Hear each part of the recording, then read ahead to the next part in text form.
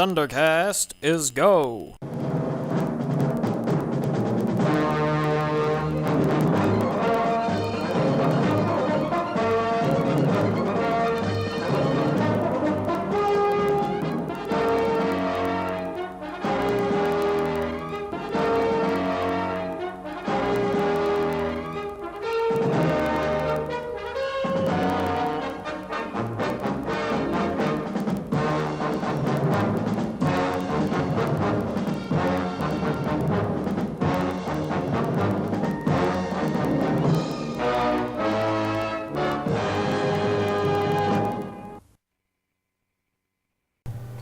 Hello everyone, and welcome to this week's instalment of Thundercast Is Go. There wasn't an episode last week, as well, real life tends to get in the way of these things, and yeah. So, let's start off this week by discussing the previous week's episode, Crosscut. A Scott-centric episode that deals with international rescue, dealing with a potentially lethal fallout disaster in South Africa. So, first off, let's start with a brief summary. John receives a radiation spike in South Africa. Thunderbirds 1 and 2 are launched to investigate, and in the process, Scott discovers that the reason for the radiation leak is a woman has broken into the once derelict uranium mine and seeks to obtain refined uranium inside the mine in order to sell to the hood. What he wants this uranium for, we're never told, but it's probably for something nefarious, no doubt. Indeed. Scott proceeds to get in a brief confrontation with the woman after battling her in a mech walker that looks like something out of Aliens. Indeed.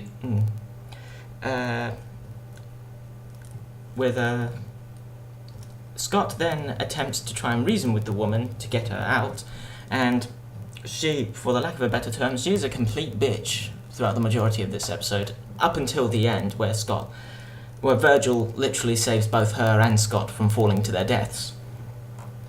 Yeah, get some sense knocked into her. That's another thing. We get our first pod vehicle rescue since the beginning of the series, the two-parter Ring of Fire. Using one of the only pods in the original series which wasn't used as much as it should have been, that being Pod 2. That's correct. International Rescue successfully rescued the woman, and Scott, feeling sorry for her, gets her a job working for the Earth Defense Forces. And we get a brief cameo from Colonel Casey, which is always good. And we get our first look at the EDF, as it's called, their operation and some of their equipment. Including a plane which is very reminiscent of the one which was seen in Operation Crash Dive and at the beginning of the Imposters episode. That's correct. Okay, let's start with some things I've got noted here.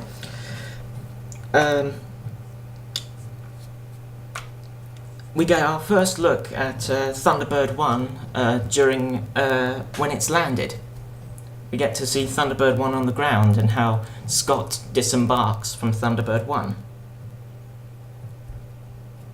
And also, I agree with you in the fact that they've returned to using skids rather than wheeled landing gear. Which was done in that movie. Yes. I think even the original for the second series, I think they built new models of each of the Thunderbirds for the second series, and it's notable because throughout Series 2, Thunderbird 1 has a set of skids, whilst the whole of the first series of Thunderbirds, Thunderbird 1 had wheeled landing gear.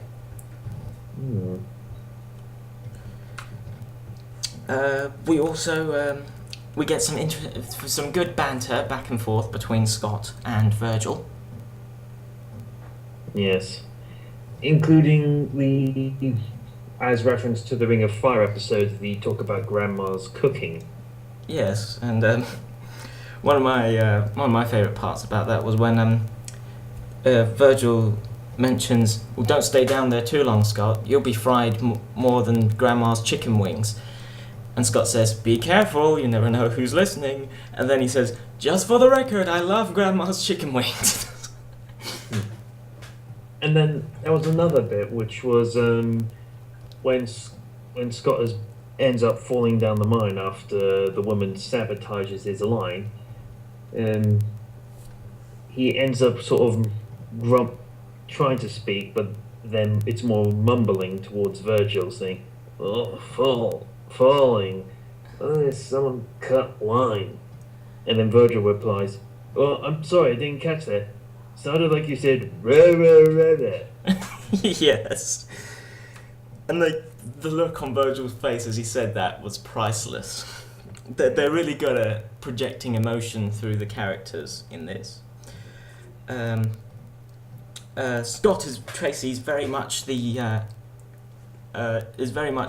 action man of this episode. He does a lot of physical work, which usually is Virgil's job, but we do get a lot of physical action from Scott in this episode, particularly when he's descending down the mine and he's performing his Spider-Man act. Yeah. Spider Scott. What else?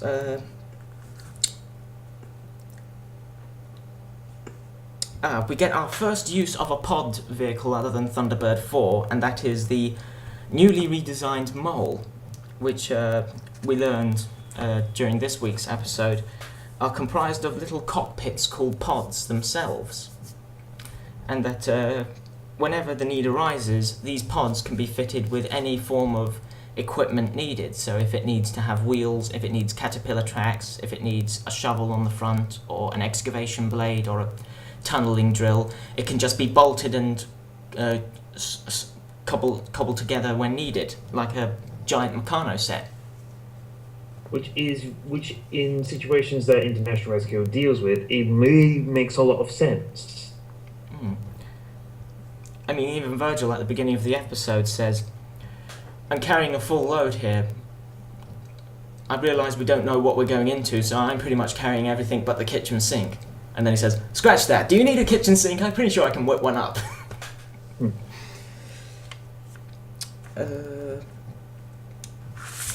else? Return of the launch countdown, which hasn't been seen for a couple episodes.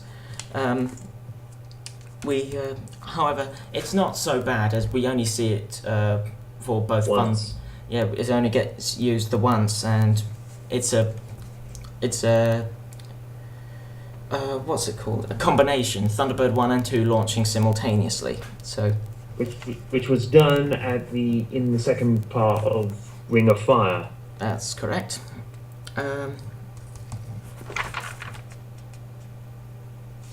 This is a very low there was a very low number of characters for Crosscut, in that we only see Virgil, Scott, Brains, and John at any one time, which is an even lower number of characters than the previous episode, Space Race.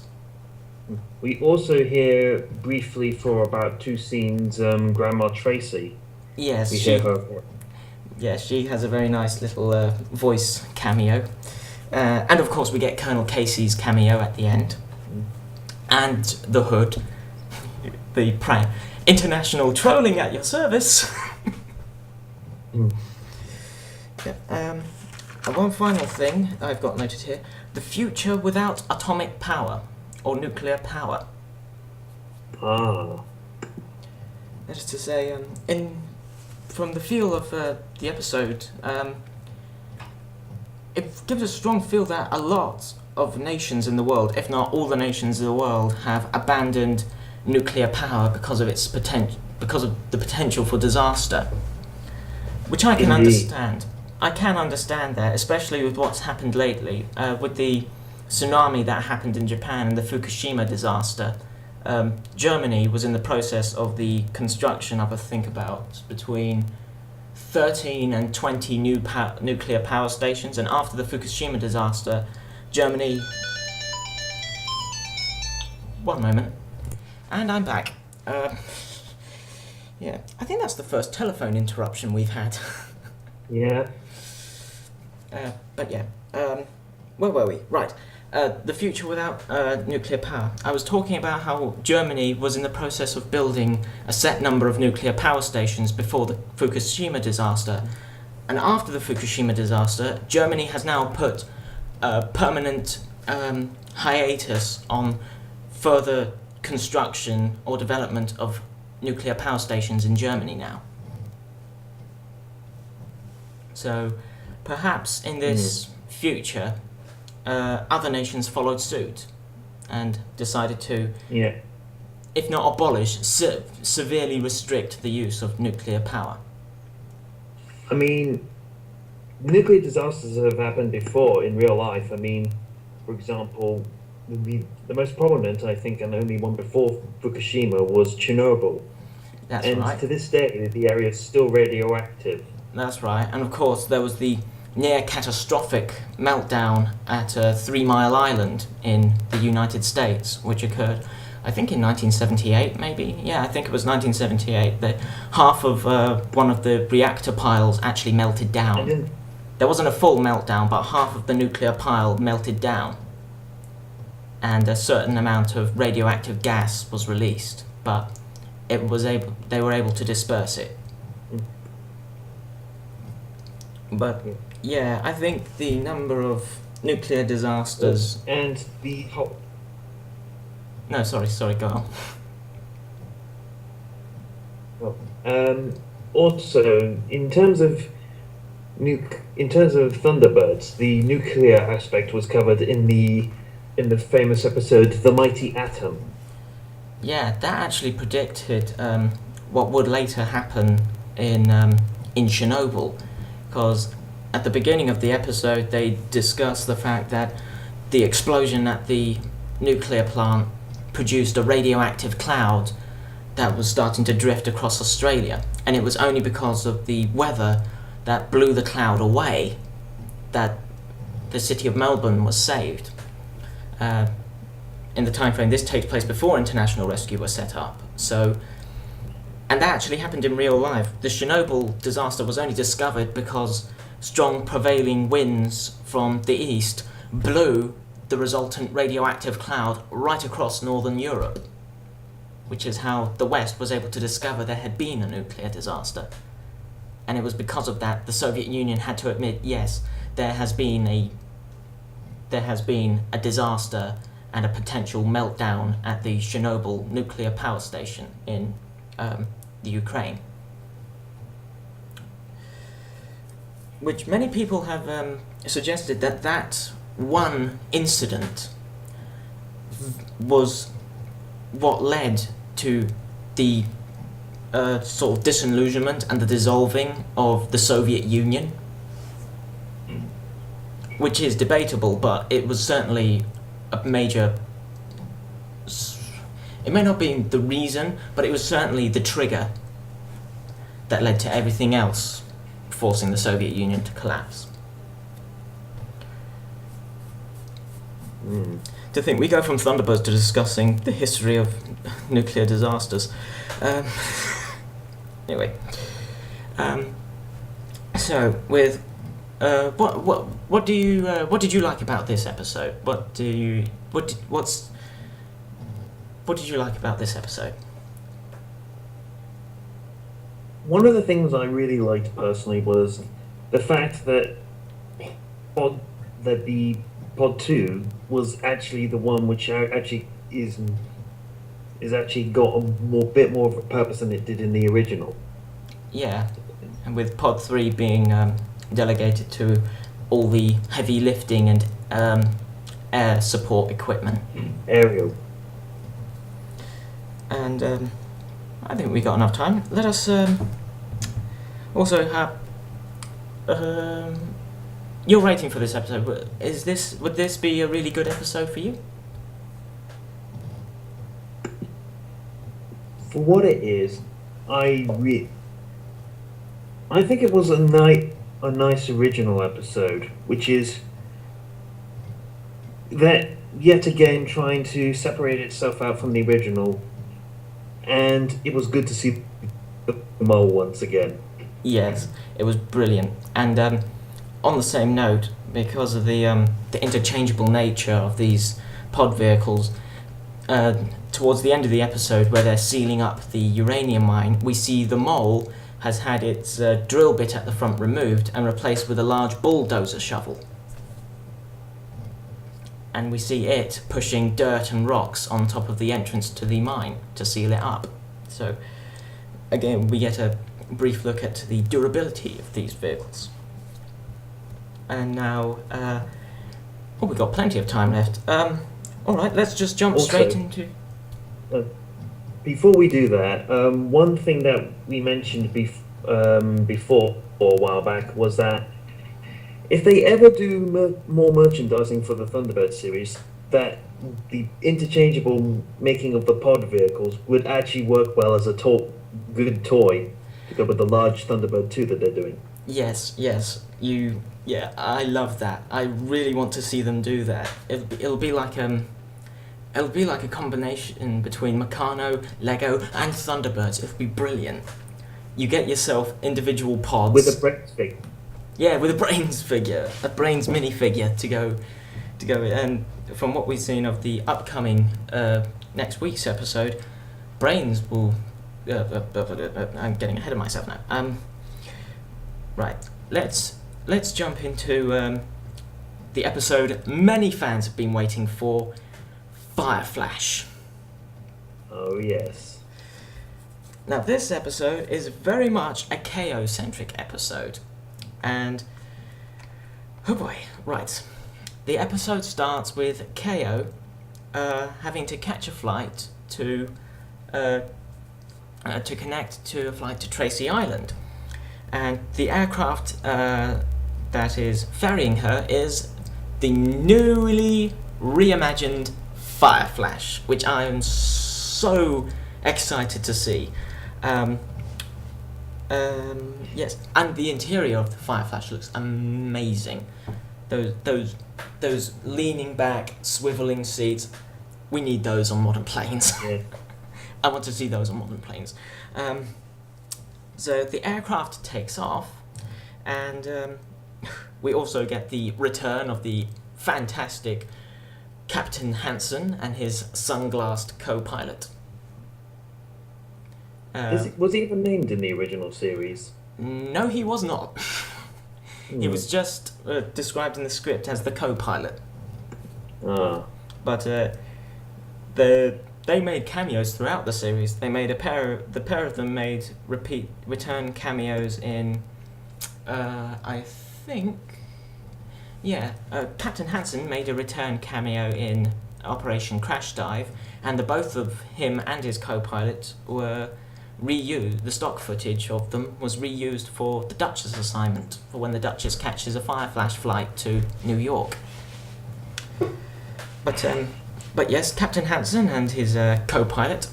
Not long after takeoff, the co-pilot gets up to stretch his legs, and Tintin informs the co-pilot, "Hey, something's up. We've changed course." And when the co-pilot returns to the cockpit to see if something's wrong, he gets a hypodermic shoved into his neck, and he gets knocked out by Captain Hansen. And it's not long after that London Control then lose complete contact, radio, transponder, everything. They lose complete contact with Fireflash. And, of course, the person pretending to be Captain Hansen comes over the radio and says, "Ladies and gentlemen, there is a slight decompression to the cabin. Please place your safety masks. Please fit your safety masks on." And KO isn't buying it, but everybody puts their oxygen masks on, and they immediately pass out. One thing to note about that scene in particular is the person who sits next to KO tries, from what I assume, to be more or less flirting with her. Yeah, which kind of felt awkward to me because he looked to be quite a bit older than her, and she is very clearly somewhere in her late teens, between 17 and 20. Hmm. But then again, by all accounts, the guy kind of... No. I'm not going into that because I don't want to sound racist. Let's just skip over that. Yes. Moving on. It's not after the passengers pass out and KO notices Captain Hansen walking down the aisle. He lifts up a device in his hand, clicks it. His head is engulfed in a reddish-pink glow, and it is discovered it is the Hood wearing a holographic disguise. Dun dun dun! The Hood has hijacked the Fireflash. Cue opening titles. That's a great build-up to the start of an episode. Nice step. Yeah, and I quite like that aspect because one of the things that was prominent in the old series was the Hood's ability to... his photographic memory that allowed him to look at people and immediately make a copy of their face out of clay and latex and produce a realistic mask of their face to hide his identity. So KO is not unconscious. She returns to the cabin of the control cabin of the Fireflash, which is in the tail section between the engines, just like it was in the original series. So, well done on that, show creators. Well done on that. Nice, not there. Yep. And she discovers a large, boxy contraption underneath all the controls, which appears to be a jamming array, because previously she had tried to contact John, and John in turn tried to contact her, but was unable to penetrate the interference. But after removing the device, KO is able to make contact with John, and she informs him that the Fireflash has been hijacked. And they then find out the need to try and find a landing area for the Fireflash, which is currently flying somewhere over Asia. She then hears the Hood returning, and she quickly descends to the cargo bay below. However, the Hood realises something's up, and he goes in after her, and we have this amazing tension-filled moment where she is trying to avoid the Hood in the maze of packing crates and cargo containers in the hold of the Fireflash. And then we break into this amazing fight sequence between KO and the Hood, which was fantastic and very well choreographed. When she comes in swinging and delivers a drop kick to him. And also, there was one moment in which KO said, I think it was, I'm not sure how the line went, but it was along the lines of, stopping you is my favourite part of the day. That's right. However, after the confrontation, the Hood severely damages the fuel pump of the Fireflash, and fuel starts leaking into the belly of the aircraft, severely limiting the aircraft's range and the danger of it crashing to the ground. And in the process, the Hood escapes in an escape pod, which, as you mentioned, appeared to be a reference to the Zero X escape unit from Thunderbirds Are Go, the movie from 1966. So another reference to another vehicle from the franchise. Yes, I would be so excited if we see either the Zero X or a reference to Zero X in this series. I would definitely agree with you there. Yeah, so luckily, Scott has blasted off in Thunderbird 1 to see if he can provide assistance and to look over the aircraft, whilst KO is left to man the controls and land the aircraft herself. Also, it appears that in a throwaway line from one of the from KO says Thunderbird's Shadow is currently out of commission because it's undergoing a refit and modifications. So I think we may be a while before we see Thunderbird's Shadow used in any episodes. But returning to our regularly scheduled program, Scott thinks we're going to need some help. Why didn't I get Virgil and the others to follow me? But Virgil naturally, sorry about that, people, everyone, slight technical difficulties. Maybe the Hood's trying to sabotage our podcast. Have you heard? Quickly, call Lady Penelope immediately. No, wait, she's probably busy. Quick, call Brains. He'll know what to do. Or better yet, John. Where were we? Right. KO attempts to land Fireflash on a runway. Where was it again? It was a runway. Sorry? I think it was Pakistan or something, or somewhere in the Middle East, in the Middle Eastern Asian kind of area. Yeah, I think it was that. Anyway, KO. Feel free to correct us in the comments. Yes, please, if you can remember, in the comments below, please. Thank you. As KO attempts to land, Scott notices only one of the landing gear has come down.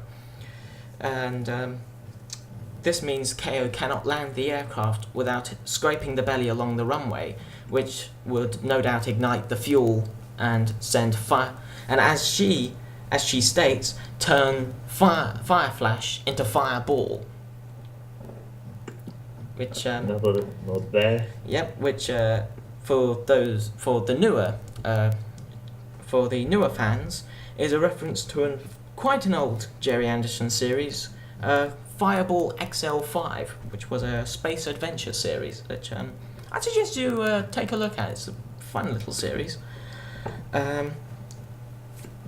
So Virgil gets the bright idea. We'll build some mobile landing gear for Fireflash. So Alan and Gordon leave Pod 2 in a pair of these vehicle pods, which have been fitted with six-wheeled frames underneath and a flat roof, one of which is fitted with the name boards stating Master Elevator Car, which again is a nod to the original episode this is based on, Trapped in the Sky. Indeed, which was one of Jerry Anderson's favourite episodes in particular. Yes, and many fans' favourites. And just like in Trapped in the Sky, we have a nod to the Thunderbirds Fast music, or Jeopardy music, from that particular episode. Brilliantly remastered and redone for the new series, and I think it really helped carry the series and was a lovely rendition and a decent nod to the original. The Foster brothers really outdid themselves at that time. I agree. However, the rescue attempt doesn't go exactly as planned. The elevator cars do not have the tensile strength to carry the structural strength to hold up the Fireflash, and very nearly get crushed under the weight of the aircraft. And so KO is forced to blast off the runway and overshoot, and sadly both elevator cars end up crashing in a dirt hill at the end of the runway. Both a nod to both rescue attempts that were attempted in Trapped in the Sky, which both led to one of the elevator cars losing control and crashing into an empty aircraft, and Virgil's master elevator car running off the runway and turning over. KO, now fearing because of such low fuel she can't make a second attempt at the runway, she says, I'm going to ditch it in the desert and just hope that the sand softens my landing enough. And all the Tracy brothers are like, no, don't do it, Kale. We can do it. We'll sort something out. And she says, don't worry. I just want you guys to know. And they're like, and Virgil's like, Kale, just hold it a minute. She goes, Virgil, I'm doing this. No, seriously, Kale, hold on. I'm going to try something. And Virgil then brings Thunderbird 2 over the Fireflash and fires the magnetic lines as seen in the Ring of Fire. Yes, as seen in the Ring of Fire, which was used to stabilize the mobile undersea lab. He uses to both slow down Fireflash and bring it safely into land. And I think this is perhaps the most characters we've seen in an episode since Ring of Fire, because we had all 5 Tracy brothers in this episode, KO, and the Hood. So that is 7 main characters in this episode. So that was great. And the episode ends on a very light and funny tone. The Hood may have escaped, but they managed to put a stop to his plan, which, as the Hood states in the episode, he wanted the new engines to the Fireflash, which was super new high-tech engines. And he says to KO, why go through a bunch of corporate espionage when I can just hijack the aircraft myself and just steal the engines?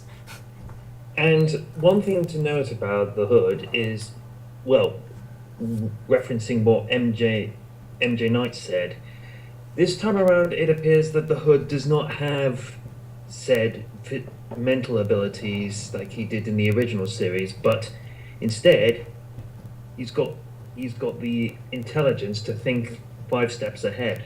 Exactly. Which is just as deadly in my opinion. I agree.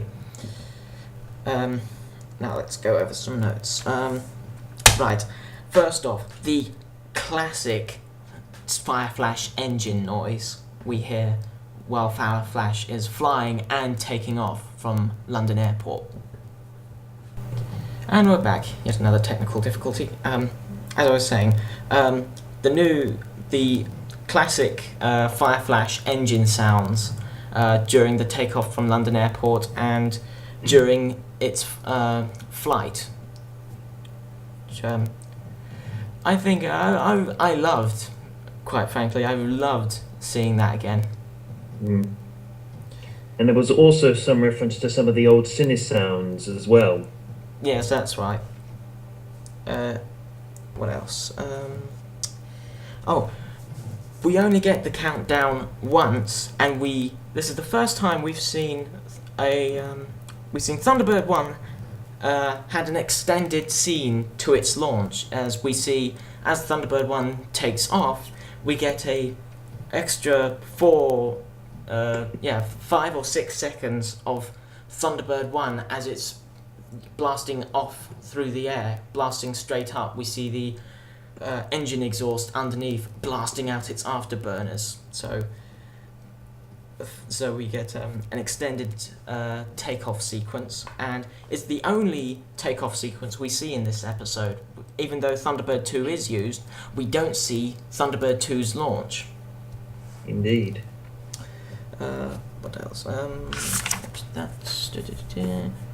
We get really nice, really good character development for KO. The fact that she is willing to lay down her life for other people shows her dedication to the cause of international rescue, and the fact that the brothers were willing to throw themselves into danger to save her shows how much that they are like a family. Even though she's not a blood relative to them, they treat her like a member of the family. I really like that. I think that's good and great character development for them. And I really like the closing statement Virgil has, as Scott says, just one thing, how are we going to get Fireflash back to London Airport? And Virgil says, we'll need a very big rope. Good luck with that. Yep. I like that. I like that, how they gave a nice nod to that. But yes, any final thoughts? This Well, for me, one of the big things is the size difference of the Fireflash compared with the original, as this is most prominent in Operation Crash Dive, as we can see from the scale that in terms of the Fireflash's size, it was a gigantic passenger plane compared to Thunderbird 2, which in itself was pretty big, was dwarfed by its size. Mm. This time around, it seems that they've shrunk the Fireflash to a more commercial airliner scale. Even though when we see it compared to the other commercial aircrafts at London Airport, it is a large giant. It's still pretty big for aircraft standards, especially when you see it's about twice the size of the rest of the standard passenger aircrafts, which were decent looking and very much looked like futuristic Boeing aircrafts. I can't think of anything else to add other than I really liked this episode. I loved the references and I loved that it was a decent nod and a very nice adaptation of the very first episode of the original series. Indeed. And that's all I can think of. We'll be back again next week to have a look at Virgil's first. The first episode centering on Virgil, which is called Unplugged, and looks to be Virgil dealing with a situation in which he has to basically pull off a rescue solo without the use of Thunderbird 2 or any of its rescue equipment. So that will certainly be interesting to see. In the meantime, I've been Aaron Izzard. And I've been Stephen Walker Emflorgo. And this has been Thundercast Is Go, and we'll see you all again next week. Until then, goodbye. Goodbye.